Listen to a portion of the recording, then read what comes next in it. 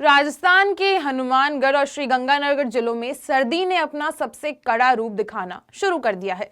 पूरे इलाके में घना कोहरा छाया हुआ है, जिससे जनजीवन और यातायात दोनों बुरी तरह प्रभावित हुए हैं।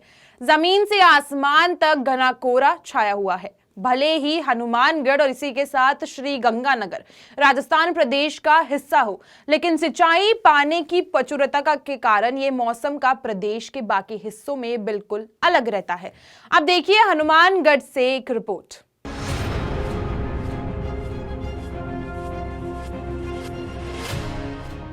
यहाँ घूमने आते हैं और हर मौसम में आते हैं। आज धूप बहुत ज्यादा है, विजिबिलिटी बहुत कम है, फिर भी आ रहे हैं और इस मौसम का भी आनंद लेना चाहिए।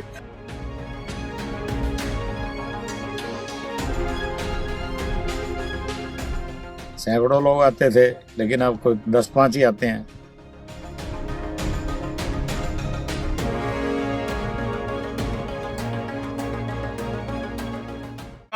मैं हूं बालकृष्ण थरेजा, आप देख रहे हैं पंजाब केसरी टीवी। मैं इस समय हूं जिला मुख्यालय के नेहरू मेमोरियल कॉलेज महाविद्यालय के खेल ग्राउंड पर। ये वो खेल मैदान है जहां सैकड़ों की संख्या में लोग सुबह और शाम का भ्रमण करने के लिए आते हैं। आज आप देख रहे हैं मेरे पीछे घना कोहरा है, हाथ को हाथ दिखाई नहीं दे रहा, विजिबिलिटी काफी कम है।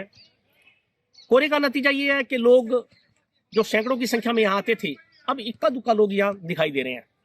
यही हाल कमोवेश डिस्ट्रिक्ट पार्क का और सेंट्रल पार्क का भी है। प्रातः भ्रमण के लिए आने वाले लोग काफी कम नजर आ रहे हैं। हनुमानगढ़ और श्रीगंगानगर यूं तो राजस्थान प्रदेश का हिस्सा है, मगर आप देखेंगे कि यहाँ के मौसम का मिजाज प्रदेश से बिल्कुल अलग रहता है। हाँ जी सर, मैं तो यहाँ घूमने आता हूँ और योगा वगैरह करने आता हूँ। आज सर्दी की पहली धुंध आई है और ये धुंध भी जरूरी है अपनी फसलों के लिए। गंगानगर हनुमानगढ़ बेल्ट धान का अन्न का कटोरा कहा जाता है, इसके लिए ये धुंध पड़नी जरूरी है। नहीं तो क्या है कि गेहूँ वगैरह नहीं होगा, और इसलिए प्रकृति की अदला बदली के लिए, मौसम की अदली के ये धुंध भी जरूरी है। और धुंध में और भी लोग घूमने आते थे क्या? हाँ, धुंध में काफी लोग मतलब आते थे, मगर अब धीरे धीरे काफी लोग कम हो गए हैं धुंध की वजह से। जैसे जैसे मौसम मतलब अलग सा होगा थोड़ा, तो लोग फिर दोबारा शुरू हो जाएंगे। मगर जो रेगुलर जो आते हैं घूमने, वो लोग आते हैं, देर सवेर जरूर आते हैं घूमने के लिए।